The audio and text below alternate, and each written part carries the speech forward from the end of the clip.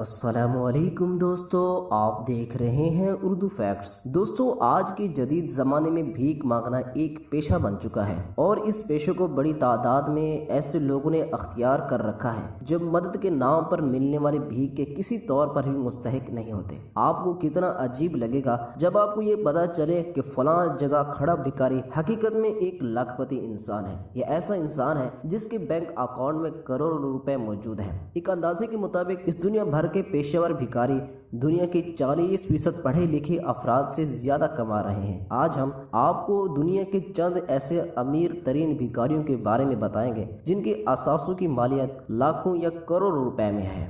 Number 1، Ted Williams. دوستو، یہ ایک ایسا غریب امریکی شہری ہے جس کے پاس چند سالوں پہلے تک رہنے کے لیے گھر تو کیا، پہننے کے لیے کپڑے بھی نہیں تھے۔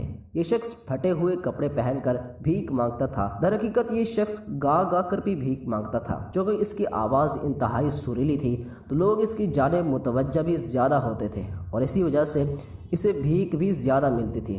ایک روز اس پر ایک رپورٹر کی نظر پڑ گئی جس نے اس کی ویڈیو بنا کر یوٹیوب پر شیئر کر دی، جس کے بعد اس کی قسمت کا ستارہ یوں چمکا کہ یہ بھکاری دیکھتے ہی دیکھتے شہرت پا گیا اور اس کے بعد تو ایسے ایک سنگر کے طور پر متعارف بھی کروا دیا۔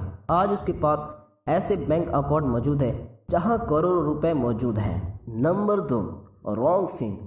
دوستو، ایک وقت ایسا تھا کہ یہ شخص بھی انتہائی غریب تھا، یہاں تک کہ اس کے دنوں رات سڑکوں پر ہی گزرتے تھے۔ یہ بھیک مانگ کر بمشکل اپنا گزر بسر کرتا تھا۔ ایک روز یہ بھکاری نوڈلز کی دکان پر بھیک مانگنے پہنچ گیا۔ دکان کی مالک ایک خاتون تھی جس نے اسے بھیک دینے کی بجائے اضافی رقم دے ڈالی، جس کا مقصد کوئی چھوٹا کاروبار شروع کرنا تھا۔ اس بھکاری نے چھوٹا کاروبار شروع کیا اور اس کے بعد دیکھتے ہی دیکھتے یہ کاروبار چمک اٹھا اور بھکاری کی چاندی ہونے لگی، یہاں تک کہ رونگ ایک کامیاب بزنس مین بن گیا۔ ایک وقت ایسا بھی آیا کہ رونگ واپس اسی نوڈلز کی دکان پر پہنچ گیا اور مدد کرنے والی خاتون کو $1.5 سے زائد کی رقم بطور نذرانہ پیش کی۔ آج رونگ لاکھوں ڈالر کا مالک بن چکا ہے۔ Number 3، Simon Wright. دوستو، برطانوی شہر لندن کی سڑکوں پر بھیک مانگنے والا یہ بھکاری کروڑوں روپے کا مالک ہے اور اسے ورلڈ میڈیا کی توجہ بھی حاصل ہے۔ اس پر ایک سرکاری حکم نامے کے تحت پابندی بھی عائد کی جا چکی ہے، لیکن اس کے باوجود یہ ایک عیش و عشرت والی زندگی بسر کر رہا ہے۔ ایک اندازے کے مطابق یہ سالانہ 50,000 یورو بھیک مانگ کر کما لیتا ہے۔ حیران کن طور پر یہ جس فلیٹ میں رہائش پذیر ہے اس کی مالیت بھی 3 لاکھ یورو ہے۔ یہ رقم پاکستانی کرنسی میں 4 کروڑ روپے سے بھی زائد بنتی ہے۔ نمبر 4، عائشہ۔ دوستو، سعودی عرب سے تعلق رکھنے والی یہ ایک ایسی بھکارن تھی جو کروڑوں روپے کی مالک تھی۔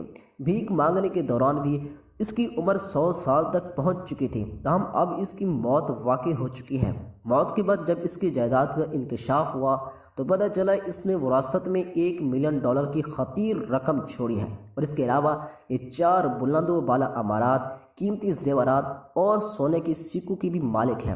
اس سب کی مالیت کروڑ روپے سے بنتی ہے۔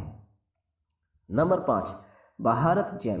دوستو، بھارت جین ایک ایسا ہندوستانی بھکاری ہے جو پاٹیل نگری میں ایک لگژری فلیٹ کا مالک ہے۔ اس اپارٹمنٹ کی مالیت 80 لاکھ روپے سے زائد بنتی ہے۔